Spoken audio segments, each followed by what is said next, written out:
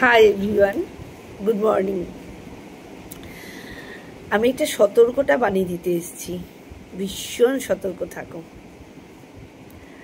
আমি যে বিপদটার মধ্যে পড়েছি যেন তোমরা না পড়ো, তাই সতর্ক করতে আসলাম।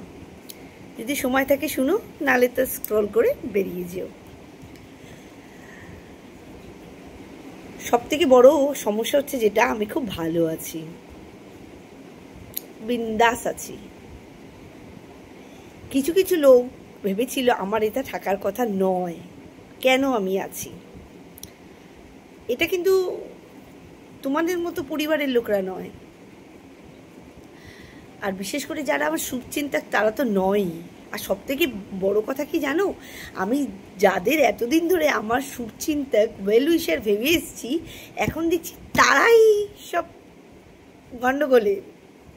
তো যে কারণেই হোক, পারিবারিক যে কারণেই, আমার খুব যারা পরিবার সম্বন্ধে ছোট থেকে জানো, কিংবা আমি একদিন সেসব নিয়ে অন্য একটা ভিডিও করব।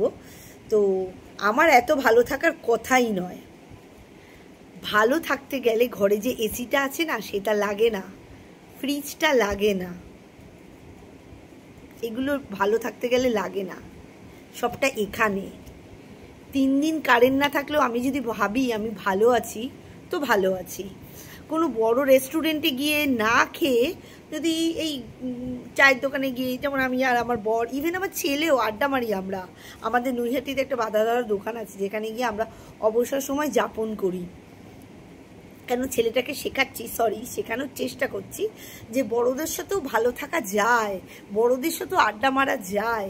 তো এই সব কিছু মানুষের সহ্য হচ্ছে না, এক্সট্রিমলি সরি। তো এরা কিন্তু কেউ আমার অজানা ব্যক্তি নয়, সব স্কুলে একসাথে, তাদের আমার এখন বান্ধবী বলতেও লজ্জা লাগে। তাদের সাথে আমি একসাথে পড়াশোনা করে এসেছি। হ্যাঁ, মানে মানে যা কিছু। তোমরাও কিন্তু সাবধানে থেকো, আর দরকার হয় তাদের ব্লক করবে না কিন্তু। তুমি যে কতটা ভালো আছো সেটা প্রতিপদে দেখাবে। কেন, ভালো থাকাটা তোমার কাছে। ভালো বাড়ি গাড়ি থাকলেই ভালো থাকা যায় না।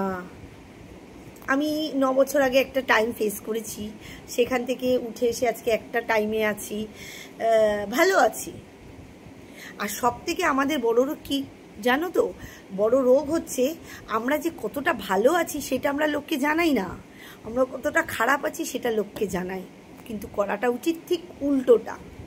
আমি যে খারাপ আছি তোমার কাছে, তার কাছে কি কোনো সলিউশন আছে? তোমার কাছে তার জন্য কোনো সলিউশন নেই। তুমি কিচ্ছু রিকভার করতে হবে না, সবটাই আমি সাফার করব, আমি রিকভার করব। তো তোমায় আমি দুঃখে আছি বলবো কেন? আমি দুঃখে থাকলেও বলবো না আমি দুঃখে আছি। তো কার কার সাথে এরকম হয়েছে, কে কে ফেস করছো অবশ্যই জানিও। আমি ভিডিওটা না করে পারলাম না।